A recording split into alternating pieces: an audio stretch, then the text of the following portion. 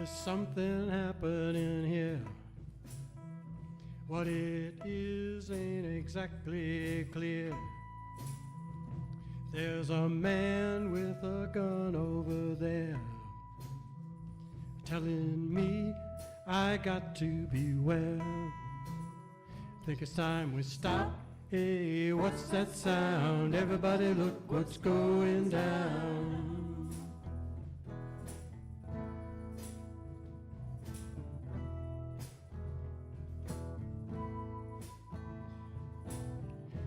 Battle lines being drawn. Nobody's right if everybody's wrong.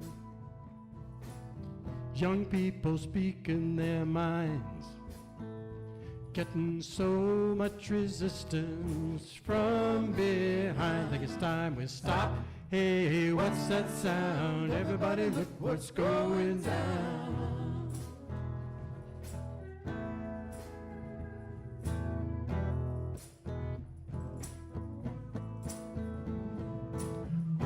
What a field day for the heat. 1,000 people in the street, singing songs, they're carrying signs, mostly saying hooray for our side. Think it's time we stop. Hey, what's that sound? Everybody look what's going down.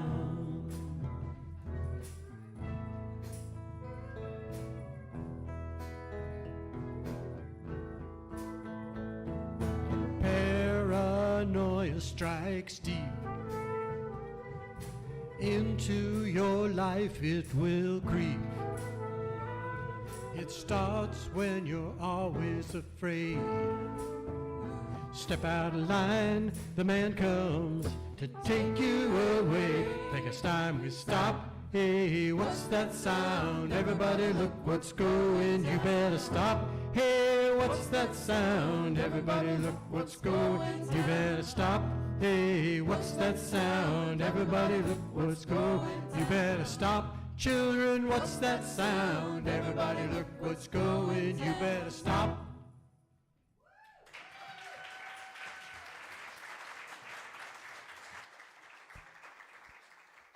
Good morning, and welcome to Live Oak Unitarian Universalist Church.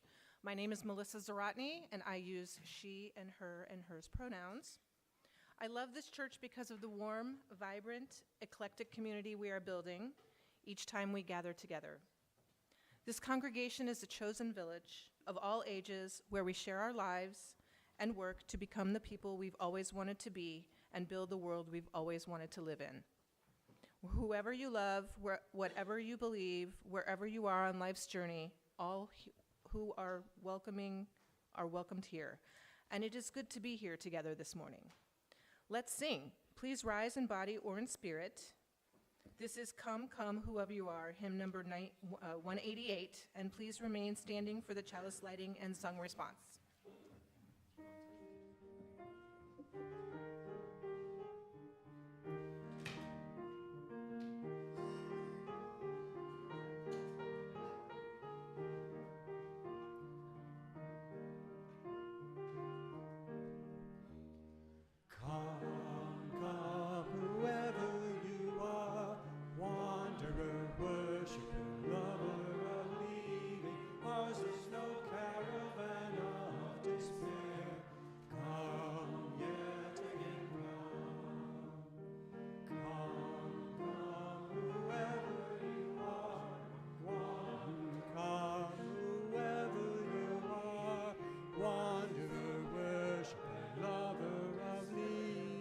Ours is no caravan of despair.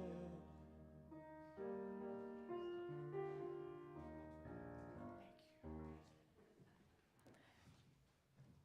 Today, our chalice is being lit by Wren.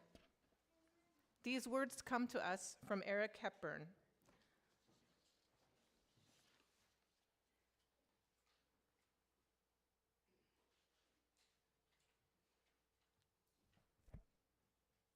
We light this flame to remind us love is the center. As we grow and connect, mature and deepen, love is our center.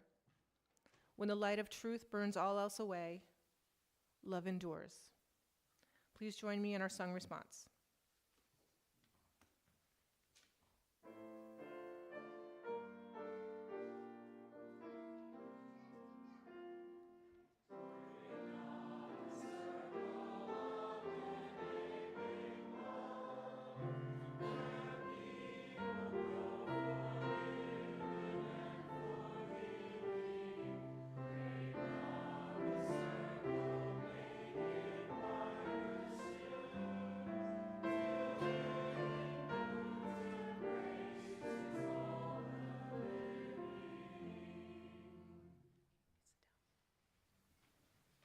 Today, we're pleased to welcome Kat Wild to Live Oak.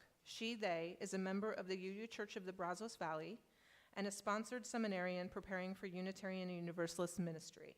This August, Kat will begin studies at Austin Presbyterian Theological Seminary. Born in Minnesota and raised in Texas from an early age, Kat proudly considers themselves a Texan. After attending Catholic school for several years, they earned a bachelor's degree in philosophy from Sam Houston State University. Their spiritual journey included many years of searching and exploration before finding a home in Unitarian Universalism.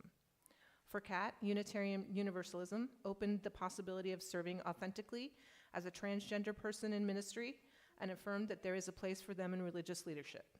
They are deeply grateful for that affirmation and look forward to many years of service, learning, and community within the Unitarian Universalist tradition. Our minister, Reverend Joanna, will be back in the pulpit on August 9th. I'd like to give a special welcome to anyone visiting us for the first time. I encourage you to stop by our table in the Welcome Center, where we can give you a little goodie bag, get you signed up for our weekly email bulletin, and answer any questions that you may have. After the service, stick around for a few minutes and grab some coffee. We'd love to get to know you. This community has events happening all throughout the week. I encourage you to check the calendar every Sunday night to fill out your schedule for the week to come. Go to our website at liveoakuu.org.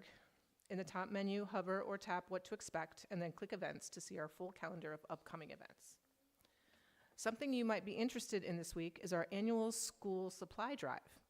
Beginning with next Sunday's service through August 16th, 2026, we will be collecting new school supplies in the Welcome Center. You may find the list of needed items in the weekly newsletter. There's also a list on near the kitchen. These items will be distributed to a local, economically challenged elementary school after our Blessing of the Backpacks gathering.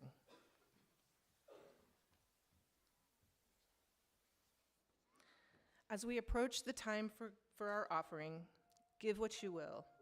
For the church that has meant so much to you, for the church that meant so much to those who came before you, and for the church that will mean so much to people you will never know. Give what you will, for you are a generous people. And now an offering will be taken to sustain the work of this church.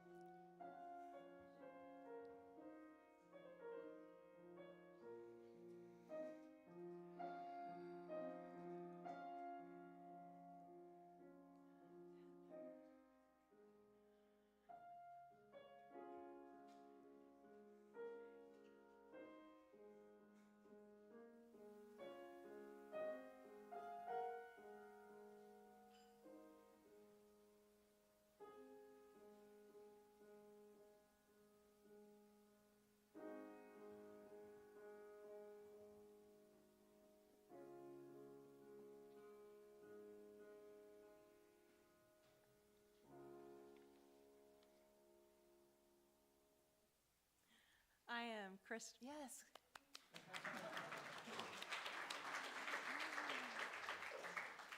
Oh, that was so relaxing. I am Chris Jarman. I'm the Director of Faith Development, and I just have to say, I see faces this morning that I haven't seen in a while because of travels and school, and you make my heart happy to see you. So, welcome home from school and from life. I have a story I want to share with you, but first I want to say my pronouns are she and her, and that's really important to me in my faith, to have a safe, authentic place where I can be myself and bring my whole self here. And today, along with just the ordinary things of life, I brought two things. I brought a cup. It's a teacup. And what do you think a cup could be used for? Coffee. Tea, water. What was that? Pens and pencils, loose change. I actually keep rocks in this. Yeah, beads. There's all sorts of things that you can keep. It's just an ordinary bowl, just an ordinary cup. I also brought one more thing. I brought a candle.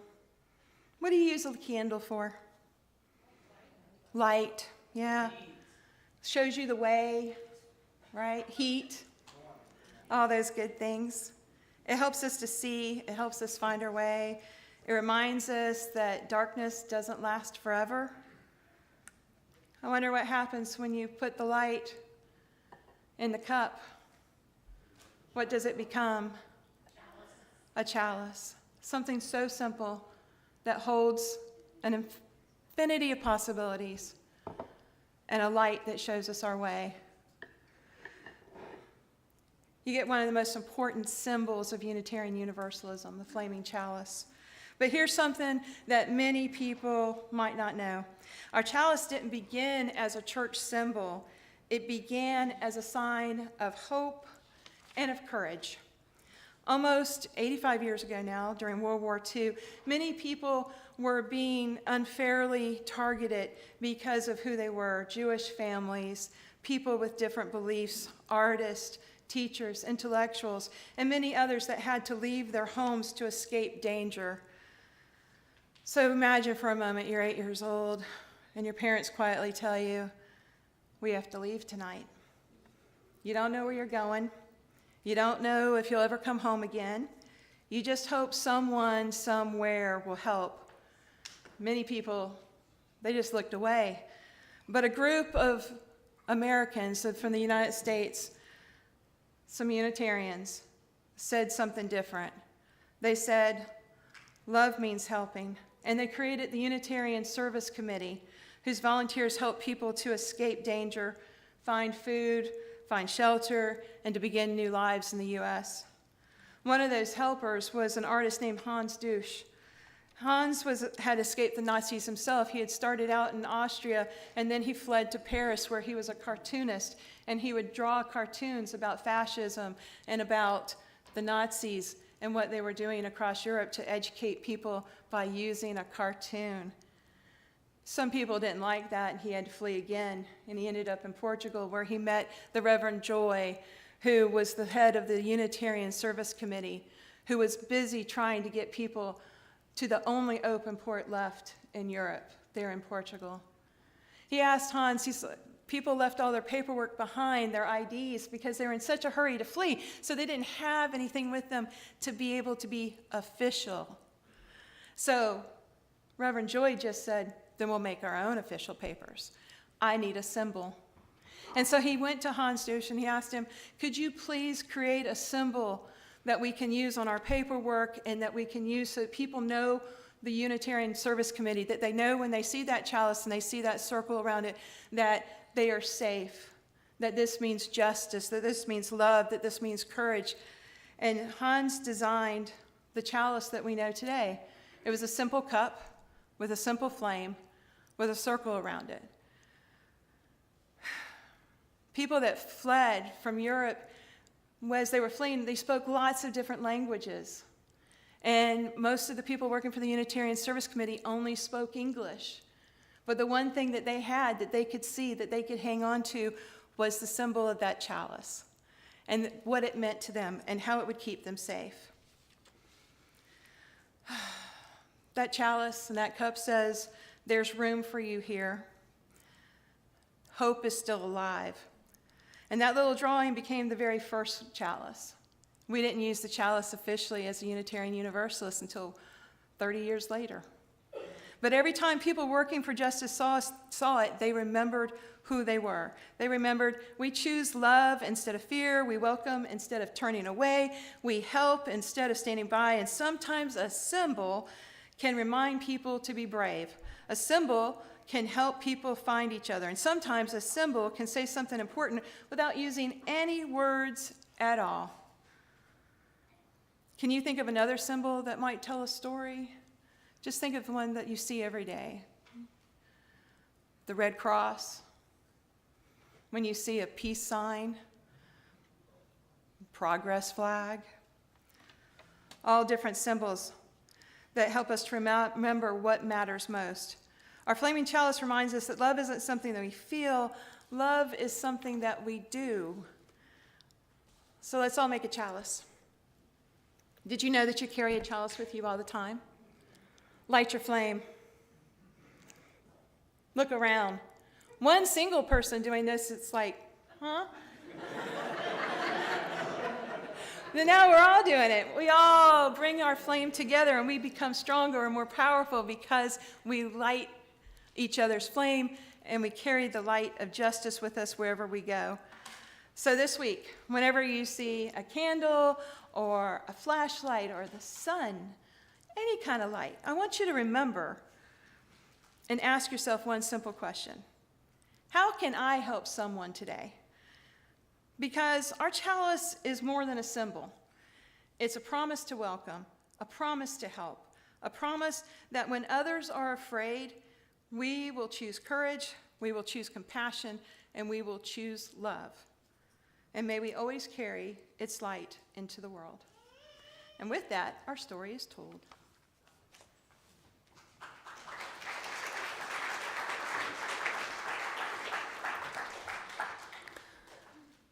Please rise for our theme hymn, number 318, We Would Be One.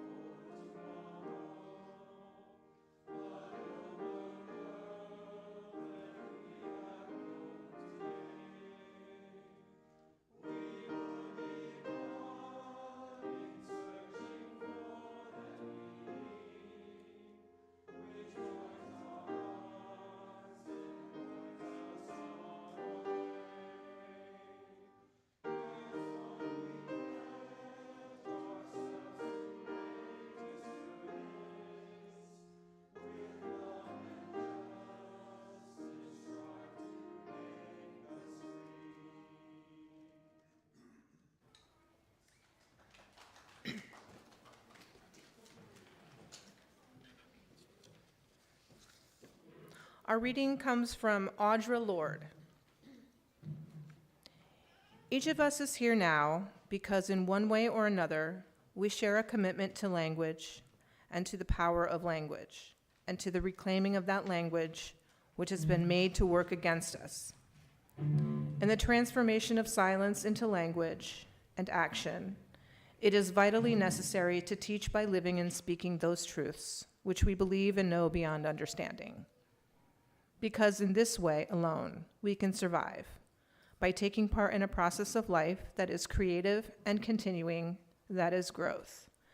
And it is never without fear of visibility, of the harsh light of scrutiny and perhaps of judgment, of pain, of death. But we have lived through all of those already in silence, except death. And I remind myself all the time now that if I was here, if I was to have been born mute or had maintained an oath of silence my whole life long for safety, I would still have suffered, and I would still die. It is very good for establishing perspective.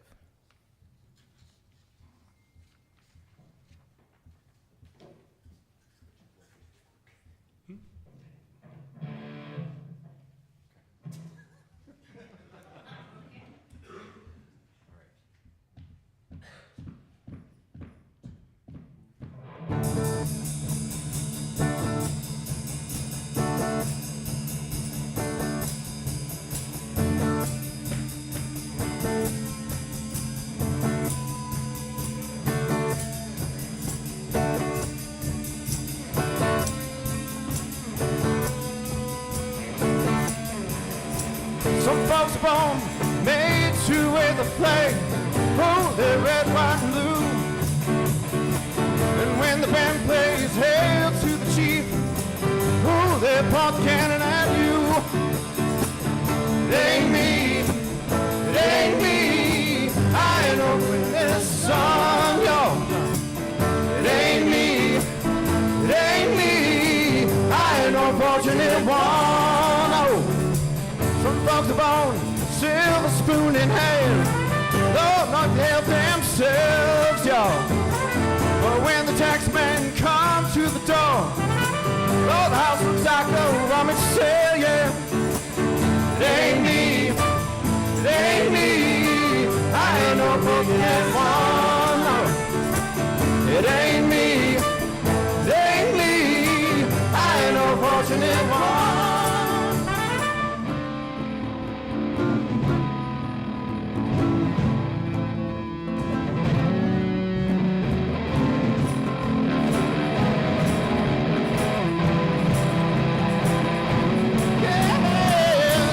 Inherit star-spangled eyes.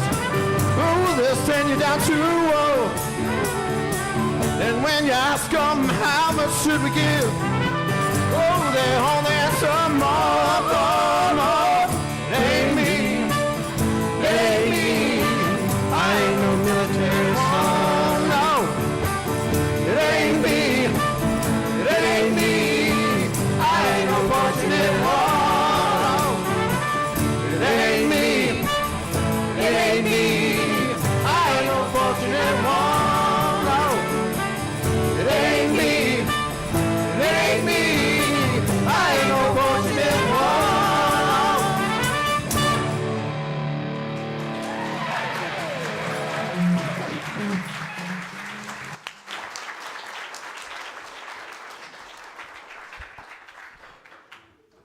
Good morning. Is that a good height for the, I'm very tall. Alrighty, good morning. Again, as was said before, my name is Kat Wild, and my pronouns are she, they, and I am so excited to be here. Today I'm going to be talking about signs and symbols, meaning and abstraction. We live and we move through a world that is full of signs and symbols. Language, images, gestures, sounds, memes, rituals, and of course, art.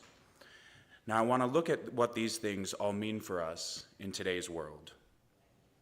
And I'm going to start with the philosophical term, semiotics, which is essentially the study of signs and symbols and how their meaning happens in our world. The core idea is that things do not have meaning on their own, that we give them meaning through our shared systems. So the first big philosopher in this space was Ferdinand de Saussure, whose big insight was the sign itself. He broke it down into two parts, the signifier and the signified. So the signifier is the form that the sign takes as a sound, a word, or an image. And the signified is the concept that the sign points to. So I say tree, and the idea of a tree pops into your mind. Put this together, and you have a sign. In this example of the signifier of tree and the signified of the idea of tree in your mind, there's no actual natural connection between them. We could have just as easily called a tree a blarg in English if everyone had agreed to it. And it is in this lack of natural connection that we find de Saussure's claim, saying the bond between the signifier and the signified is arbitrary, or put more bluntly, in language, there are only differences without positive terms. Now, this means that words don't naturally match our reality, that symbols therefore do not carry inherent truth, and thus everything depends upon our social agreement. This matters to us as Unitarian Universalists because it means that meaning is constructed and not given. It depends upon the community, and it can change over time. Meaning is then something that we create together. It is not something that is handed down to us fully formed, and that matters, because whether or not people and groups might know that, it is what we see play out through all of human history. So let me tell you a story. It's 1979. On Avenida Manqueje in Santiago, Chile. It is nighttime. Lottie Rosenfeld, an artist and member of the Advanced Scene protesting Augusto Pinochet's military dictatorship, goes quietly out onto the street. She has others from her movement on the lookout, for the city is quiet, the people are asleep, but it is not peaceful. For the CNI, Pinochet's secret police are patrolling the night. Under Pinochet's regime, public space was controlled. The streets, the media, the people. On these controlled streets, just as on any traffic roads in the world, are white traffic lines. Perfectly painted, simple, straight, and orderly. Traffic lines that control and order the roads, telling people where to go, how to drive, lines that dictated to the people. So Lottie Rosenfeld stood upon those streets. On Avenida Manqueje that first night, she was simply carrying a roll of white tape. She stepped out onto the Avenida and knelt down at that first traffic line. She simply placed a short piece of tape across it. She had turned the traffic line into a cross. She stood and moved to the next traffic line, kneeling down again with another piece of tape. She then repeated that action again and again and again. Each kneeling down was a simple gesture, an action of resistance in the face of tyranny. By the time she was done, the city looked the same, and yet it was completely different. The people still knew how to drive, so the roads still functioned. The cars still passed, and the state was still in power, but yet meaning had changed. People couldn't simply ignore that the traffic lines were different. This simple act meant that the lines no longer directed movement alone. Now they made people look and notice what otherwise was a simple line. The traffic line signified something else beyond turn here or stop now. The advanced scene in this action did not vandalize the roadway in the usual sense. It was not a protest that could be easily arrested for or stopped. There was no slogan, no speech to quell, no artists or leaders to arrest immediately on the spot. Just a small change in meaning repeated over and over again until the roadway's meaning itself had become fragmented and abstracted. So in an orderly place where the lines were organized and controlled, they shifted the meaning, destabilized it, and they did this over and over again throughout Chile without getting caught. They moved their resistance and their action away from speech and language into symbols, gestures, and art, into the spaces in between the lines of what could be said. It allowed people to find the meaning in the action themselves, thereby undermining what the dictator wants, which is conformity to thought and to power. This amazing art of resistance that was done by Lottie Rosenfeld was called Una milla de cruces sobre el pavimento, or a mile of crosses upon the pavement. Rosenfeld was part of a larger group of resistance artists led and influenced by Nelly that called themselves the Advanced Scene. In Chile, there was also the CADA, which roughly translates to the Collective of Art, which included many of the same artists as well as others. They were doing the kind of resistance art all through the 70s and 80s, and Richard has detailed this work in her two most famous books, The Insubordination of Signs and Margins and Institutions. She wrote, quote, "These practices fracture the official language of power." So other examples of great art actions that were done by this resistance included Para no morir de hambre en el arte, which was done in 1979, which means to not starve to death in art. And this was an mutual aid art action in which CADA addressed hunger and political repression in Chile by distributing milk directly to the people and to children, and using art as a form of social survival and mutual aid. As Richard put it, they do not oppose power directly, they disorganize its signs. There was also Ay Sudamerica in 1981, in which planes dropped over 400,000 flyers over Santiago with text that invoked continental identity and resistance within the direct context of Allende's ouster and Pinochet's coup in 1973. And so the sky itself became their art medium, bypassing controlled ground-level communications, allowing them to propose a new critical political perspective. The flyers contained a message that simultaneously upheld each person's right to a decent standard of living and proposed that the public was capable of instituting an entirely new concept of art and politics, one that could overcome traditional elite boundaries and become a part of their public life and community. This action led directly to the No More movement, in which they would go around and write graffiti, no more, and then a line for a blank space on walls and public areas, leaving the sentence unfinished on purpose so that the public themselves could complete it. So each completion became a destabilization. Each sentence brought hope and refused authoritarian control. These kinds of works of art can bring us that hope and that renewed resistance in times of trouble. We understand this more deeply with another thinker of post-structuralism, Michel Foucault. He reminds us that power produces knowledge, power and knowledge thus directly imply one another. In other words, as Richard said, the struggle over meaning cannot be neutral. It is never neutral. So what we are told is never neutral. And yet, as Foucault says, where there is power, there is resistance. So it is inspiring to me to be able to look at examples of resistance at times when it is needed here at home. So yes, sometimes that resistance can look like a protest, but sometimes it simply looks like a piece of tape crossing a line in the road, or a carton of milk being given directly to a neighbor in need. In the US context, I personally take great example from my queer compatriots in the ACT UP Fight AIDS movement of the 1980s and 90s. A great example of an insubordinate sign is the silence equals death slogan of the ACT UP movement and the pink triangle that came out of it. A reclaimed symbol that once was used to mark people for death in Nazi concentration camps was transformed into a symbol of defiance, survival, and collective nonviolent resistance. Nonviolent resistance does not mean passive resistance. It means actions that change hearts and minds without resorting to the violence of the oppressor. It is not quiet in its impact and purpose. It is the act to transform the meaning of the thing itself. So what Rosenfeld, Richard, and the advanced scene understood is something that another philosopher was working on throughout the 70s, one of my favorite postmodernists, Jacques Derrida. Philosophically, his work famously made explicit the idea that meaning is not just constructed, but that it is inherently unstable. So Derrida took Sautier's insight that meaning is constructed and pushed that idea much further.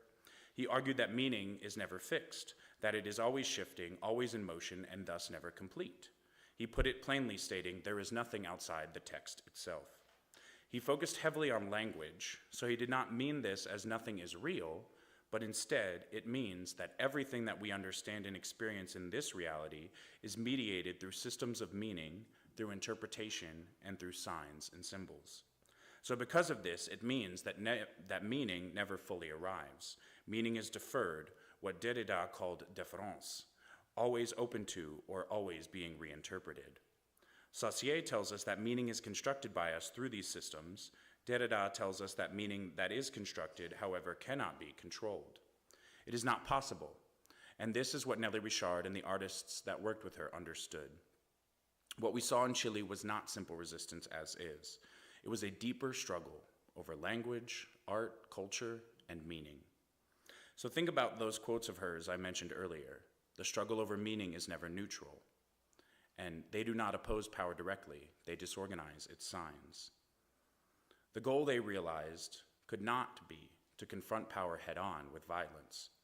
It was instead to make language and meaning and power unstable, to fracture it, to disrupt and interrupt it, By putting those lines down on the street, they created disruption, not only to meaning itself, but also think about the tangible parts of that resistance, the time, the money, and the energy the secret police and the authoritarian state will have to take in order to return the road to its proper place.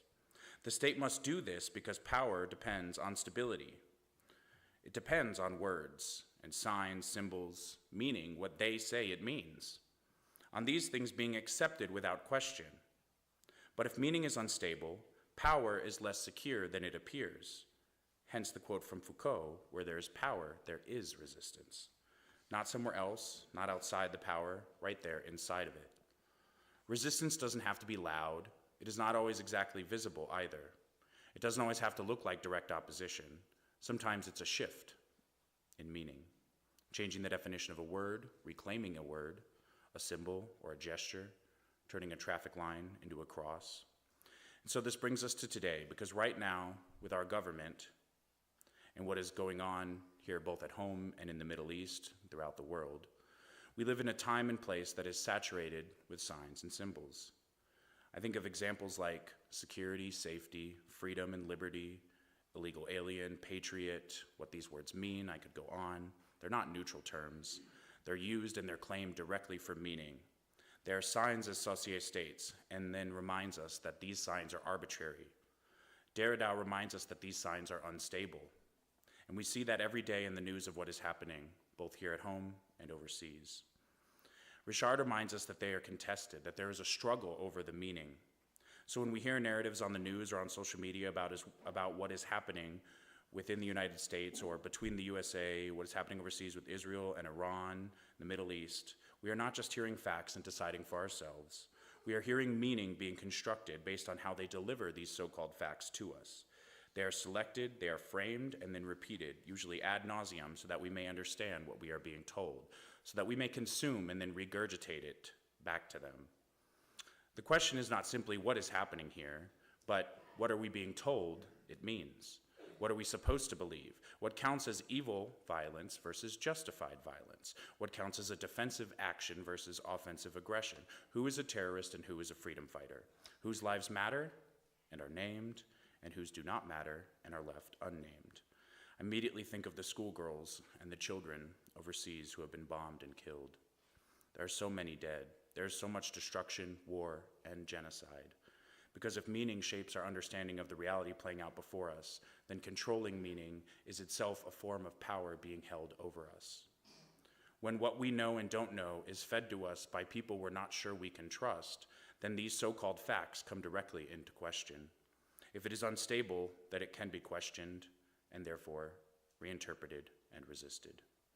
We must be constantly questioning these narratives we are told about the Middle East and what is going on over there, because there are certainly powers that be, not just in our government, but unfortunately in other places of worship, media, and power, that want us to cower and to cry, want there to be a gnashing of teeth thinking this might be the end of the world, or to rejoice because to them it might mean the second coming, the rapture, which truthfully is a rather modern invention, and in my opinion, not based in right reality.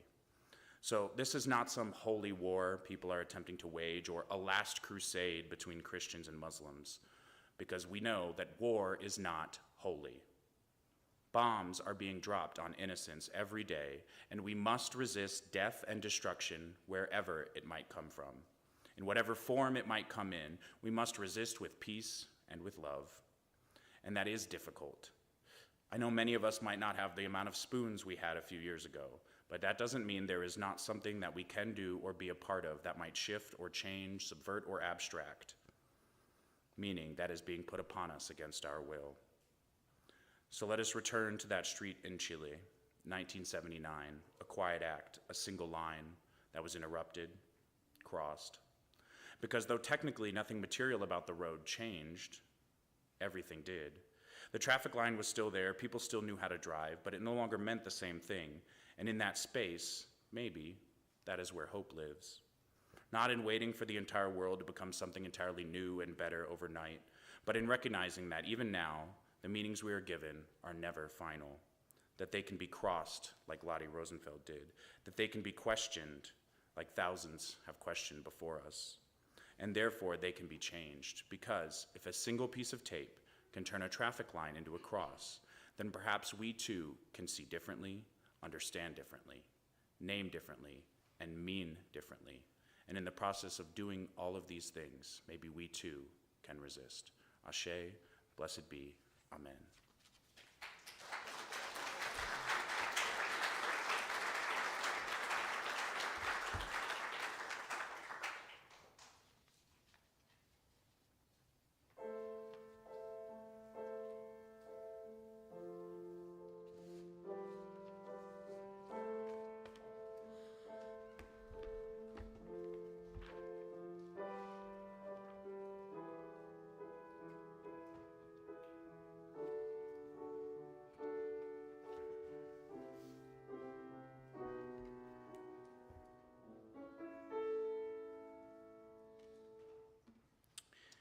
As Rabbi Abraham Joshua Heschel wrote, prayer cannot bring water to parched fields or mend a broken bridge or rebuild a ruined city, but prayer can water an arid soul, mend a broken heart, and rebuild a weakened will.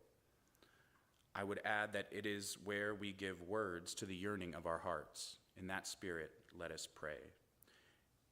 If you would like to follow along, I'm using number 577 in the gray hymnal, which is from Mahatma Gandhi. It is possible to live in peace. If someone with courage and vision can rise to lead in nonviolent action, the winter of despair can, in the twinkling of an eye, be turned into a summer of hope. Nonviolence is not a garment to put on and off at will. Its seat is in the heart, and it must be an inseparable part of our being. It is possible to live in peace. Nonviolence, which is a quality of the heart, cannot come by an appeal to the brain.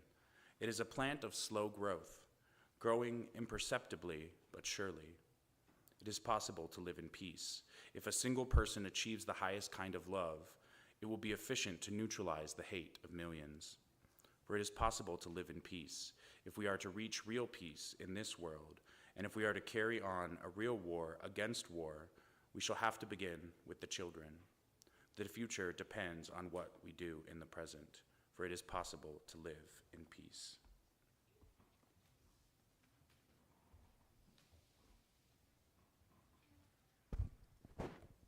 Being in community, we share our lives with each other, including the significant milestones, joys, and sorrows. Today, Ren Goss shares, "My joy is that we're trying to form a youth group."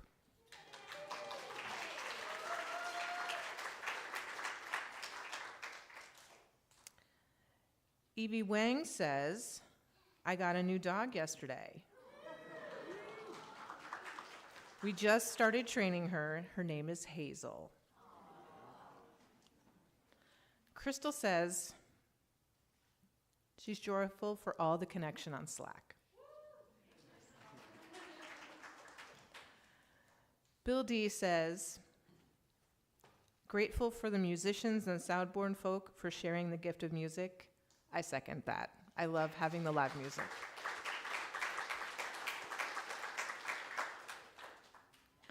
Jonathan Norwood says, "Happy 44th birthday tomorrow to Tracy Norwood."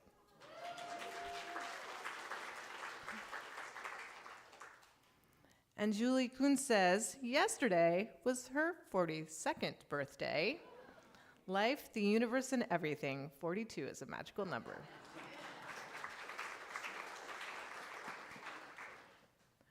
George says, "I want to thank the home team for making me feel at home."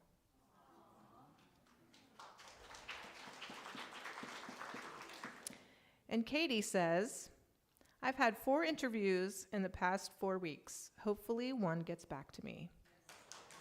All the luck to you, Katie. May we bear witness with the concerns both expressed and silent in our hearts. Amen and blessed be. Please join me in singing our song response.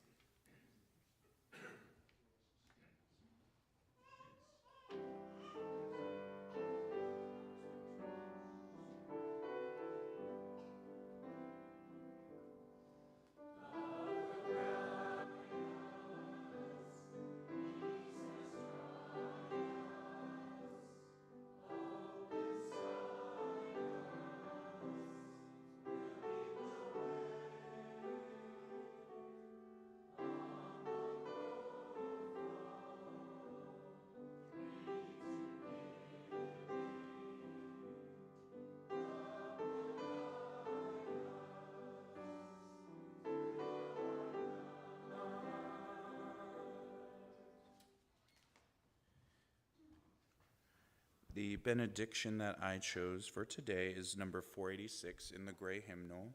It is from Dag Hammarskjöld. I hope I'm saying that correctly.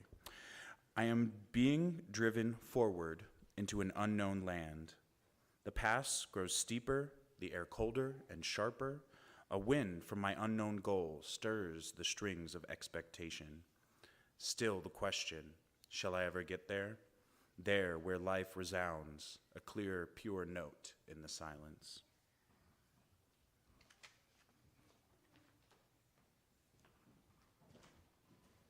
Please rise as you are able and join us in singing hymn number 121, We'll Build a Land.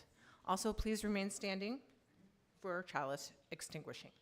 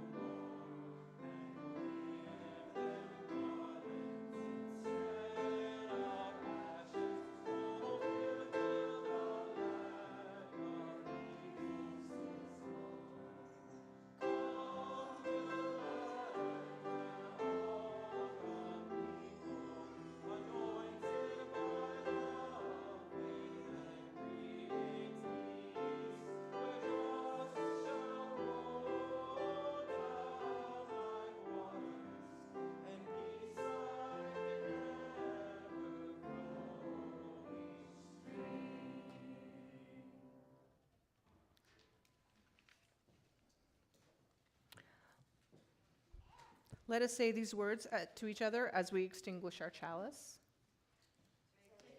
The way is often hard, the path is never clear, and the stakes are very high. Take courage, for deep down there is another truth. You are not alone.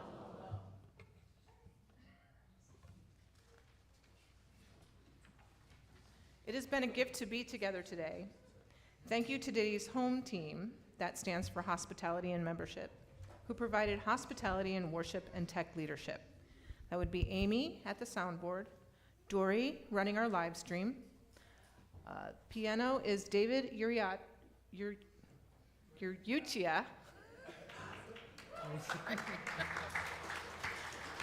I even pronounced it and I still screwed it up. And the members of home team are Cassandra, Barbara, Jessica, Judy, Don Rogers, Mary, and Charles D. And Benson. Can never forget Benson. He's unforgettable. After the band finishes the postlude, let's continue that hospitality by spending the next 5 minutes talking to someone you don't know. Members, be sure to introduce yourself to any first-time visitors we have. They're the ones with the handwritten name tags. And show them where the visitors' table and the coffee are especially. And may we all know the blessings of fellowship. Blessed be.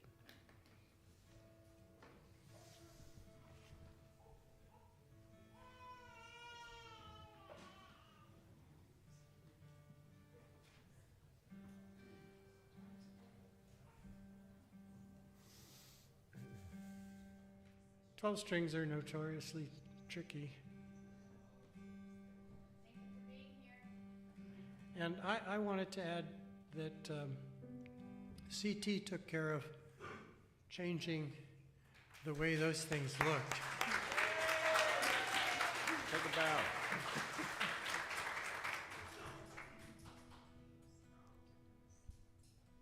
We tune because we care. All right.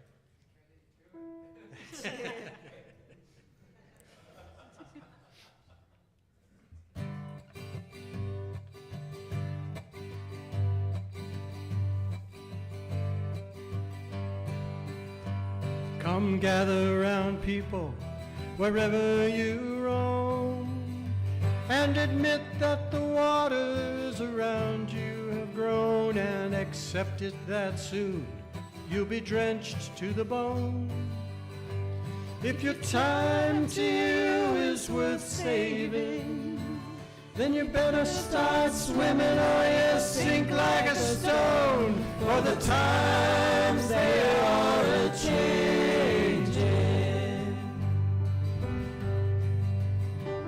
Come writers and critics who prophesize with your pen, keep your eyes wide, the chance won't come again. And don't speak too soon, for the wheel's still in spin, and there's no telling who that it's naming. For the loser now will be later to win, for the times they are a-changing.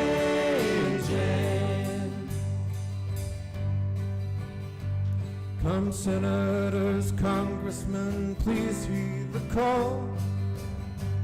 Don't stand in the doorway, don't block up the hall, for he who gets hurt will be he who has stalled. There's a battle outside and it's raging.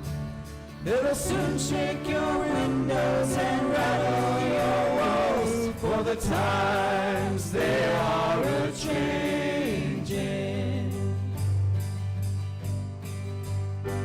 Come mothers and fathers throughout the land, and don't criticize what you don't understand.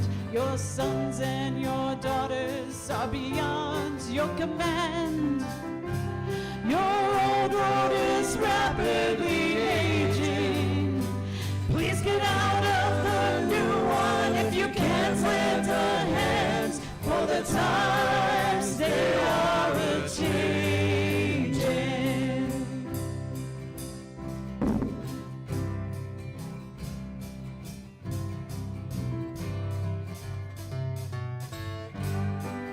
Strong, the curse it is cast.